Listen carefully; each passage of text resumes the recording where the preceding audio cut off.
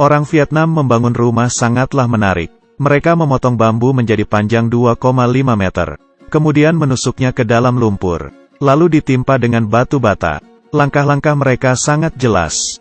Pertama, tusukan bambu. 1 bambu, 2 bambu, hingga bambu-bambu selanjutnya. Langkah kedua, meletakkan batu bata. 1, 2, lalu semakin banyak. Langkah ketiga, mengikat tali baja dengan jarak 15 cm. Kemudian terbentuk seperti sebuah jaring. Langkah keempat, memperkuat kerangka, diikat dengan kuat. Langkah kelima, menumpahkan semen untuk menetapkan posisi. Keenam, seperti cara tradisional memasang batu bata dan semen. Membangun rumah dengan cara seperti ini. Sebenarnya apa kelemahan dan kelebihannya? Semua ini hanya karena sebuah kata, geografi. Vietnam terletak di Asia Tenggara. Garis pantainya lebih dari 3.260 km. Memiliki iklim tropis, dengan suhu panas dan sering hujan. Kelembaban tahunan rata-rata mencapai 84%. Karena itu saat membangun rumah, menggali perlahan, bawahnya sudah penuh dengan air. Situasi ini sangat mudah untuk mengebor sumur. Tapi untuk membangun rumah sangatlah susah. Tanah sangat halus. Bagaimana cara memasang beton? Kebetulan di awal-awal tahun, ada cara serupa untuk membangun rumah di negara Cina, terutama di Guangdong dan Guangxi. Dekat dengan garis pantai, maka tanahnya akan lebih lembut dan berair.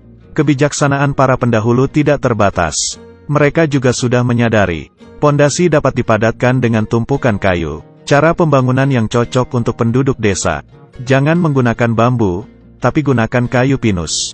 Kenapa sampai di Asia Tenggara kayu pinus berubah menjadi bambu? Ini karena perekonomian. Asia Tenggara kaya akan bambu. Dan bambu cukup kuat. Juga tahan air. Seperti direndam dalam air tidak akan menjadi lembek. Karakteristik seperti ini, membuat bahan pembangunan menjadi lebih murah.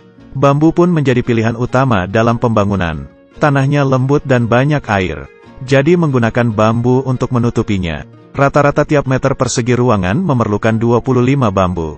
Kepadatan seperti itu, baru bisa memastikan tanah itu tidak bergerak. Setelah bambu menahan tanah, kemudian memerlukan pasir untuk meratakannya. Sampai di sini, sudah menyelesaikan langkah pertama membangun rumah.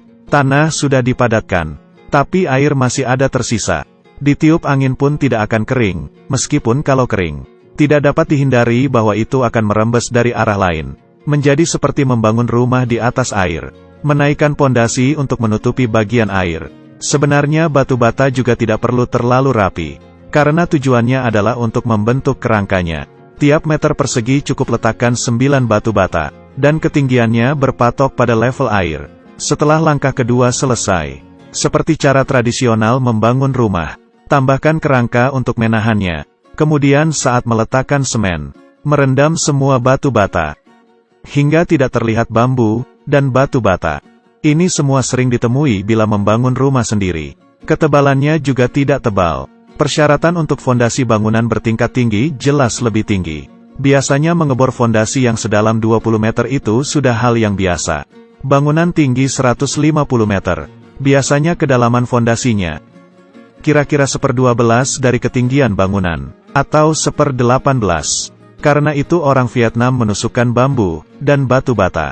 Tidak bisa apa-apa bila tanahnya keras dan dekat dengan dasar. Mengapa menyia-nyiakan sumber daya tenaga, material, dan keuangan ini? Meski banyak cara yang lain, tapi bambu dan batu bata adalah cara yang cocok dengan perekonomiannya. Apalagi untuk membangun rumah sendiri di tepi pantai. Tinggi bangunan tidak tinggi, hemat biaya lebih penting. Terima kasih sudah menonton. Yang suka jangan lupa tekan tombol sukanya ya, ikut